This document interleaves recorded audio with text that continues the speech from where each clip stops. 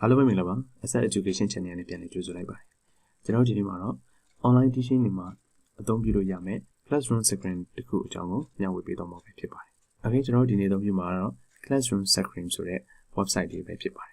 Okay အဲဒီ website လေးကိုတောင်းဖို့အတွက်ကျွန်တော်ရင်ဆုံးကျွန်တော်ရဲ့ browser ကိုရင်ဆုံးဖွင့်လိုက်ပါမယ်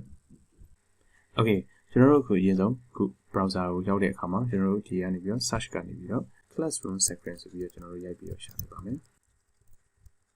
Okay, Classroom Screen ဆိုပြီးရရှာလိုက်ရင်ဒီမှာ www.classroomscreen.com ဆိုတာလေးကိုကျွန်တော်တို့တော့ပါမယ်။အဲဒီ Classroom ရဲ့ home ကိုတော့ပါမယ်။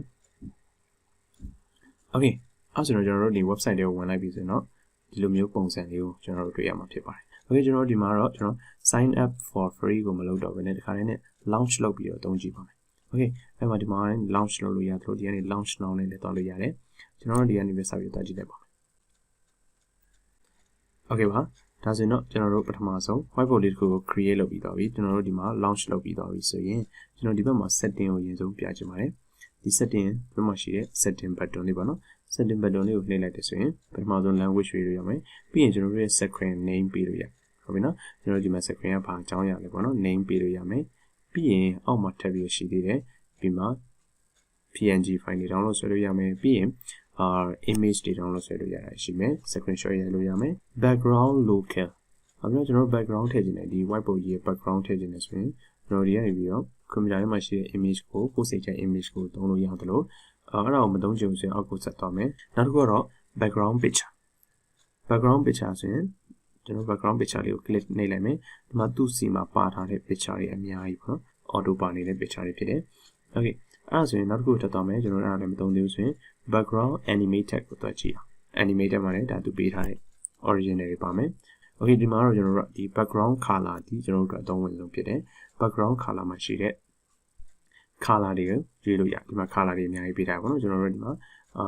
red color လုပ်ချင်တယ်ဆို red လုပ်လို့ရတယ် orange လုပ်လို့ရတယ်ဒီမှာအများကြီးရှိတယ်ကိုကြိုက်တဲ့ color ကို background ထားလို့ရတယ် purple ဆိုရင် pink ပေါ့နော်ကျွန်တော်တို့ white လေးပဲသဘောကျ white လေးပဲထားလိုက်ပါမယ် okay ဒါကတော့ကျွန်တော်ဒီ setting ထဲမှာရှိတဲ့ရွေးလို့ရတဲ့အရာ language တွေရွေးလို့ရမယ် background picture မျိုးထားလို့ရမယ်ပြီးရင် background color တွေထားလို့ရမယ်ဒါကတော့ဒီမှာပါတဲ့ဟာတွေဖြစ်တယ်ပြီးရင် screen ကိုနာမည်ပေးလို့ရတယ် whiteboard name ပေးလို့ရတယ်ပေါ့နော် okay ဒါကကျွန်တော်တို့အရင်ဆုံးဒီကနေပြီးတော့သိရမယ့်ဟာတွေဖြစ်တယ် okay နောက်တစ်ခုကကျွန်တော်တို့ဒီမှာနောက် arrow လေးနှစ်ခုကကျတော့ turn on full screen ဒါကျွန်တော်တို့ဒီဟာကို screen အပြည့်ထားခြင်းတာပေါ့နော် screen ပြည့်ထားခြင်းတယ်ဆိုရင်ဒီပုံစံပေါ့နော်ဒါကျွန်တော်တို့ full screen ဖြစ်သွားပြီဆိုတော့ပေါ်မှာလွတ်နေတဲ့ဟာတွေဘာမှမရှိတော့ဘူးဒါ full screen ဖြစ်သွားပြီ okay ကျွန်တော်ဒီ full screen နဲ့ပ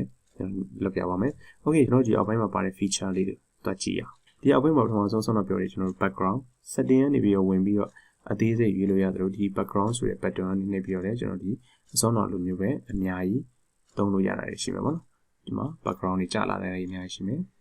အစောနောက်ဟာတွေတော့သူက screen တစ်ခုလည်းပြတာပေါ့ okay ဒီဟာ background နဲ့ဆိုင်တဲ့ဟာတွေဒါကတော့ကျွန်တော်တို့ဆုံးတော့ရွေးပြီးသွားပြီဖြစ်တဲ့ကြောင့်မို့ထပ်ပြီးတော့မပြောပြတော့ဘူး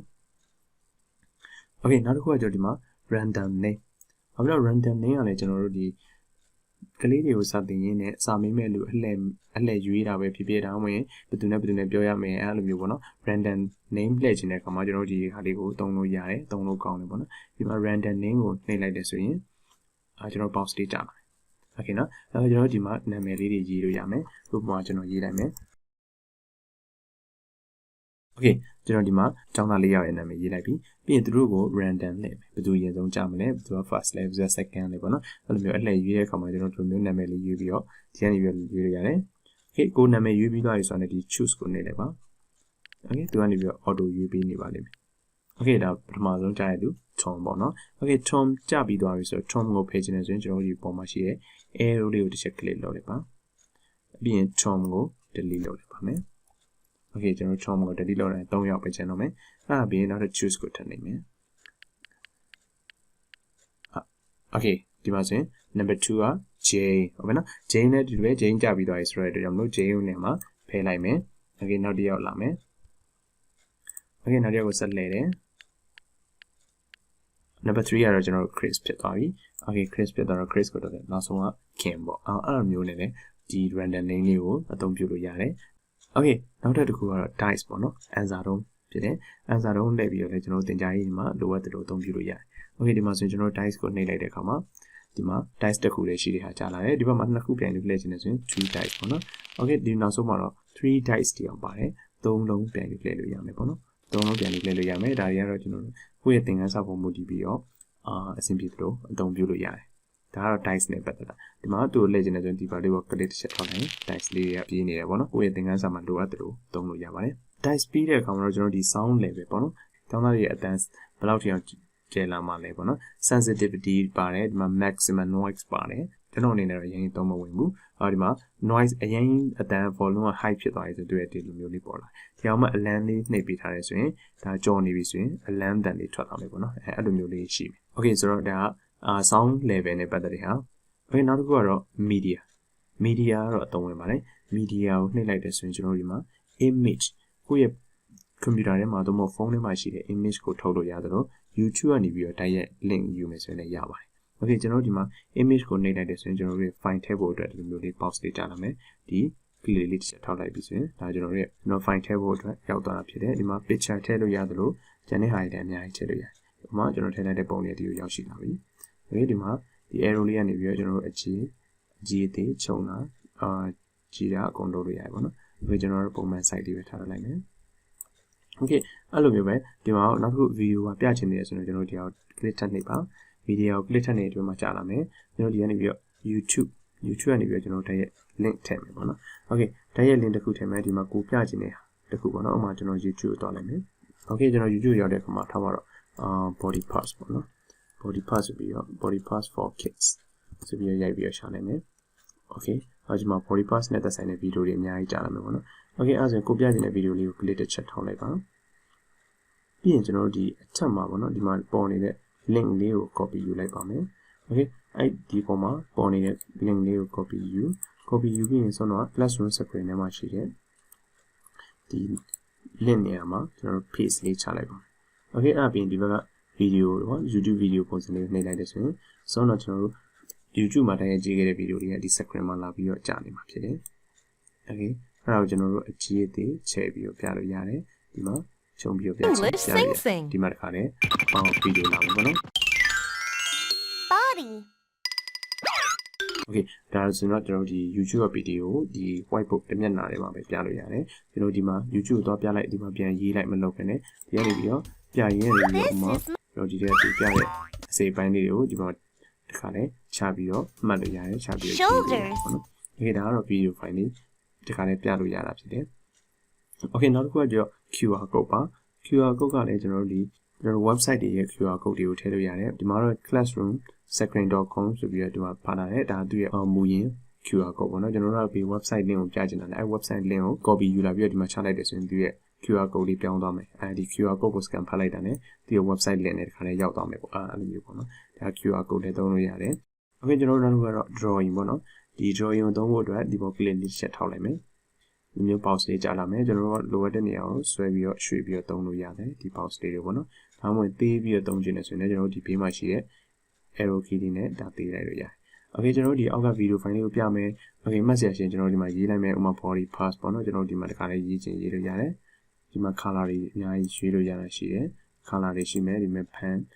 အသေးကြီးပေါ့နော် pen အသေးကြီးတွေရေးလို့ရတာရှိမယ်ပြီးရင်ဒီမှာ eraser tool ပါမယ်ပေါ့နော်ဒီမှာ eraser tool ပါမယ်ပြီးရင် delete လုပ်ချင်အကုန်လုံး delete လုပ်လိုက်လို့ရတယ် okay အဲ့ဒါကိုဒီ whiteboard ကအကြီးအသေးကိုဒီမှာချဲ့လို့ရတယ်ဒီမှာ delete လုပ်ချင်ကျွန်တော်ဒီ delete button လေးကိုနှိပ်လိုက်လို့ရတယ်အဲ့ဒါလေးကိုမှပြန်ပြီးတော့ပေါ်ချင်တယ်ဆိုရင်ဒီ delete button လေးကိုပြန်နှိပ်လိုက်တယ်ဆိုရင်ကျွန်တော်ရေးခဲ့တဲ့စာလုံးလေးပြန်ပြီးရောက်လာတယ်အဲ့ဒါဖြတ်ချင်ဒီကောင်ပြန်နှိပ်လိုက်လို့ရတယ် okay ဒါကတော့ကျွန်တော်ဒီ draw မှာပါတဲ့ whiteboard လေးပေါ့နော် draw မှာပါပြီးတော့ drawing ရေးလို့ရတာလေးဖြစ်တယ်နောက်တစ်ခုကကျွန်တော်ဒီမှာ test ဖြစ်တယ်ကျွန်တော် typing ရိုက်လို့ရမယ်ပေါ့နော် typing နဲ့အတူတူပဲကျွန်တော် click တစ်ချက်ချလိုက်ဒီမှာ typing ပေါ်လာမယ်ကျွန်တော်ရေးချင်တာလေးဒီမှာချပြီးတော့ရေးလို့ရတယ်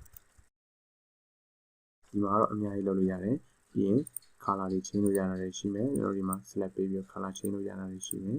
ပြီးရင်ဒီမှာ bold တင်လို့ရတာတွေရှိမယ်အများကြီးပေါ့နော်ကျွန်တော်ဒီ Microsoft Word တခုရိုက်နေရတယ်လို့မျိုးရတယ်ဒီမှာ font size တွေပါမယ်ပြီးရင် font တွေရွေးလို့ရတယ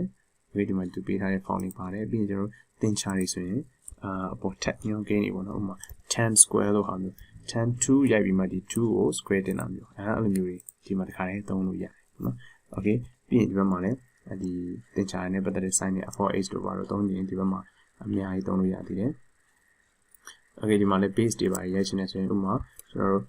okay h2 ကိုရိုက်ချင်တဲ့အခါမှာ h ပြီးရင်ဒီဟာလေးကိုတစ်ချက်နှိပ်လိုက်တယ်ပြီးရင်2ရိုက်မယ်ပြီးရင်ဒါလေးကိုတစ်ချက်ပြန်နှိပ်ပြီးရင် o h2o ဒါ chemistry ရိုက်မယ်ဆိုရင်လွယ်တယ်အဲ့တော့ကျွန်တော်ဒါတတိယရလေးဖြစ်တယ်ပေါ့နော်ဒါ test တဲမှာပြီးတော့ဒီခါလေးရိုက်လို့ရတာဖြစ်တယ်ပြီးရင်သူတို့ vote တင်ခြင်းနဲ့ item လေးပြောင်းခြင်းနဲ့ပြီးရင် underline တားခြင်းနဲ့ဟုတ်ပြီနော်ကျွန်တော်တို့အကုန်အများကြီးလုပ်လို့ရတယ်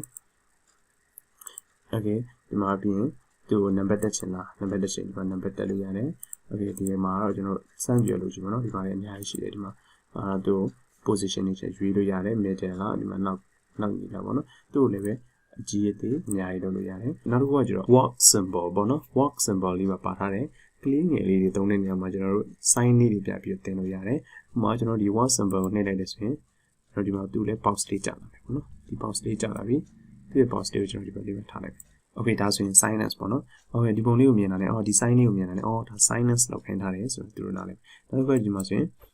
whisper okay whisper တူတူလေးပြောဒါတော့ကျွန်တော် classroom တွေထဲမှာသုံးရင်လည်းပို့ပြီးတော့အသုံးဝင်တယ်ဒီပုံလေးပြတဲ့ whisper တူတူလေးပြောရမယ်နောက်တစ်ခုရွှေ့လိုက်တယ်ဆိုရင်ကျွန်တော်ဒီမှာဆိုရင် ask neighbor ask your friend ကိုယ့်ရဲ့အနီးနားတငယ်ချင်းကိုမေးလို့ရတယ် discuss လုပ်လို့ရတယ် okay နောက်တစ်ခုကကျွန်တော်ဒီမှာနောက်တစ်ခုကကျွန်တော် work together group discussion group discussion ချင်းဖြစ်တယ်ဒီပုံလေးကိုပြထားတယ်အခုချင်း group discussion ဖြစ်တယ်အကုန်လုံးဝိုင်းဖွဲ့ပြီးတော့ပြောနေရမယ် okay ဒီပေးထားတော့ဒီ sign လေးတွေပါတယ်ပေါ့နော်ဒါလေးတွေလည်းကျွန်တော်လိုအပ်ရင်လိုအပ်တယ်လို့သုံးလို့ရတယ် okay နောက်တစ်ခုကကျွန်တော် traffic lights okay traffic light ကကျွန်တော်မီး point လို့ပဲပေါ့နော်မီး point လို့ပဲ traffic light ပါတယ်ဥပမာကျွန်တော်တို့က game ကစားမယ်when I show you green color ကျွန်တော်တို့ green color ပြလိုက်ရင်ယူလို့ပြောလို့ရမယ်ဆရာမပေါ့နော် okay ဆရာမလေးကို green color နှိပ်လိုက်တယ် okay red color ကိုမြင်ရက်ရမယ်ပြောနေရရက်တော့ red color okay presentation တွေလုပ်မယ် green color ပြတိုင်းဆက်ပြောလို့ရတယ် yellow color ပြောင်းသွားပြီဆိုရင်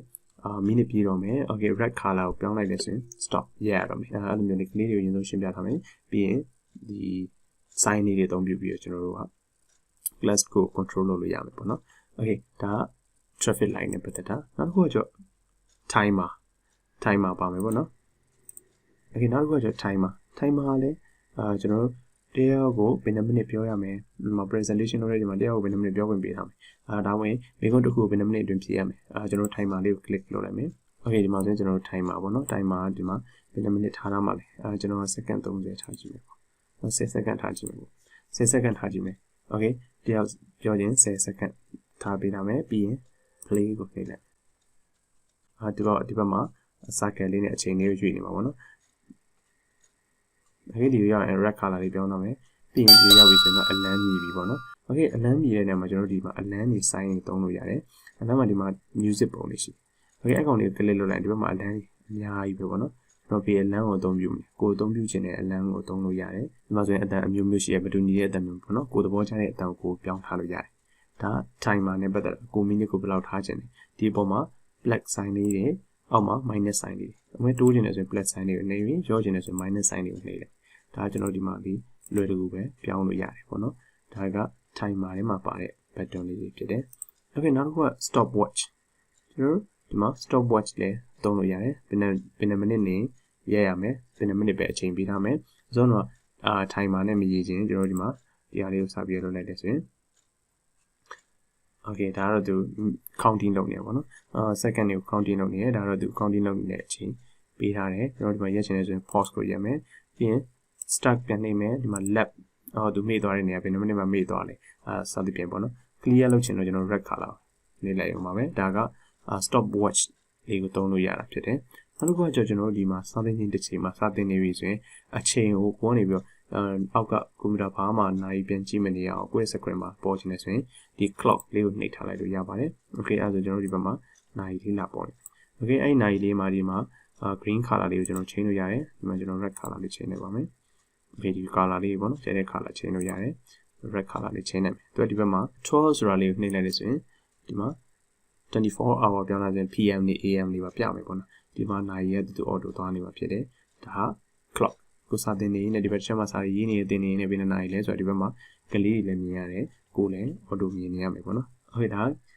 clock နဲ့ပတ်သက်တာနောက်တစ်ခုကတော့ calendar လေးဖြစ်တယ် calendar လည်းတူတူပဲဒီမှာ calendar နဲ့လိုက်တာနဲ့ဒီနေ့ဘယ်နေ့ရက်စွဲတယ်ဆိုပေါ်နေတယ် okay အဲ့ဒါကိုမှကျွန်တော်တို့ color change ရေးမယ်ဆိုတော့ထပ်ချေအောင်မယ်ဒီမှာ blue လေးထားလိုက် okay ဒါက calendar နဲ့ပတ်သက်တာ အဲ့ဆိုကျွန်တော်ဒီအောက်က feature တွေနဲ့ပတ်သက်ပြီးတော့ကျွန်တော်အကြံဉာဏ်အဖြစ်ပြောခဲ့တာနားလည်မယ်လို့ထင်တယ်အဲ့တော့ဒီဟာလေးတွေကိုစမ်းပြီးတော့အသုံးကြည့်ပါကိုယ့်အတွက်အသုံးဝင်တဲ့အရာလေးတွေကဘယ်အရာလေးတွေဖြစ်မလဲနောက်ပြီးတော့ဘာတွေထပ်လုပ်လို့ရသေးလဲဆိုတာလက်တွေ့လုပ်ကြည့်စေချင်ပါတယ်โอเคအဲ့ဆိုကျွန်တော်တို့ကတခုကိုစာရှင်းနေရင်းနဲ့ဒီအောက်ကဟာကြီးတွေရှုပ်နေလို့ကျောင်းသားလေးတွေမမြင်ရလို့ဖျောက်ပေးပါဆိုရင်ကျွန်တော်ဒီဘေးမှာရှိတဲ့ arrow လေးကိုနှိပ်လိုက်တယ်ဆိုရင်ဒါပျောက်သွားမှာဖြစ်တယ်ဒီ screen မှာမပေါ်တော့ဘူးပေါ့နော်အကယ်၍ screen မှာပြန်ပေါ်ချင်တယ်ဆိုရင်ဒီ arrow လေးကိုပြန်ပြီးတော့နှိပ်လိုက်ပါဒါဆိုရင် screen မှာပြန်ပြီးတော့ပေါ်နေမှာဖြစ်တယ်โอเคဒီကောင်ကလည်းကျွန်တော်တို့ Google Jamboard လို့ပဲ Jamboard လို့ပဲသူ auto save ထားတာဖြစ်တယ်ကျွန်တော်တို့ထွက်လိုက်တာနဲ့ဒီ board ဒီကိုယ့်ရဲ့ screen မှာ auto save ပြီးသားဖြစ်နေမှာဒီမှာပေါ့နော်ကျွန်တော်တို့ထွက်လိုက်ပြီးရင်ဒါ new screen ဆိုကျွန်တော်ဆောင်းတာနာမည်မပေးခဲ့ရဘူးโอเคဒီမှာ new screen ဆိုပြီးတော့သူ auto save ထားမှာပေါ့နော်ဒါကိုဖြတ်ချင်တယ်ဆို delete နဲ့လုပ်လို့ရတယ် copy ထပ်ကူးချင်လို့ရတယ်ဒါကိုနေရာရွှေ့လို့ရတယ်ပေါ့နော်โอเคအဲ့ဒါကတော့ကျွန်တော်ဒီနေ့မျှဝေပေးခြင်းနဲ့ classroom screen နဲ့ပတ်သက်တဲ့ website တွေပဲဖြစ်ပါတယ်အားလုံးအသုံးဝင်မယ်လို့ယုံကြည်ပါတယ်โอเคနောက်တစ်ပတ်မှာလည်း online teaching မှာအသုံးဝင်မဲ့ website လေးတွေကိုထပ်ပြီးတော့မျှဝေပေးပါမယ်အားလုံးကျေးဇူးတင်ပါတယ်